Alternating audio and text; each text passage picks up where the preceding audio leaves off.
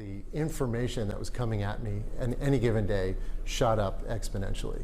So you can imagine the number of emails, the number of phone calls.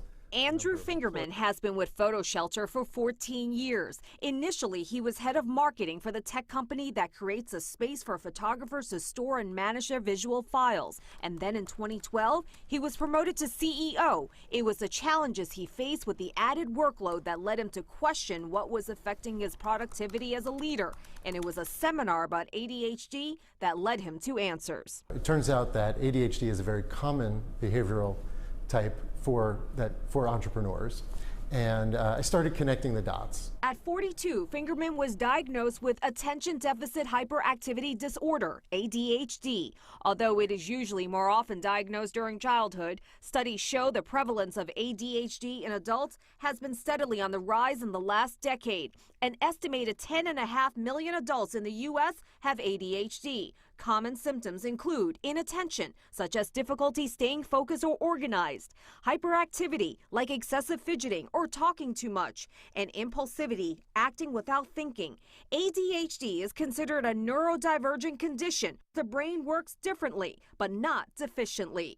In fact, Fingerman says he has embraced the positives of his ADHD. Creativity and problem solving, resilience, high energy. Social distancing and the work from home format took away the structure we were all familiar with.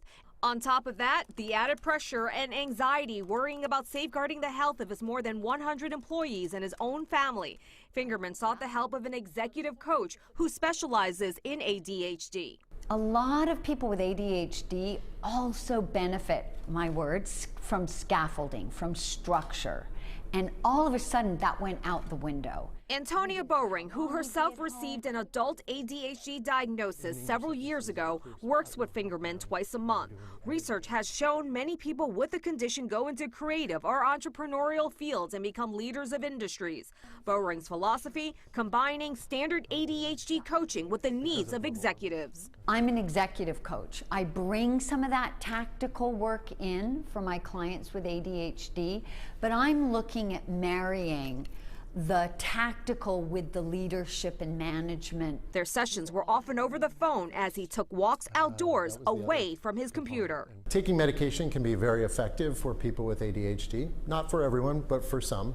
But the medications will only get you so far if you don't have strategies and tactics. ADHD coaching range in price per session, and coverage depends on your insurance. In recent years, coaching has become a more mainstream form of treatment. So the statistic is that 75% of adults with ADHD are not diagnosed. For Andrew Fingerman, it's about navigating a neurodivergent mind pre- and post-pandemic. Antonia was able to help me restructure my daily routine, restructure my approach to managing my time. Shirley Chan, Pix 11 News.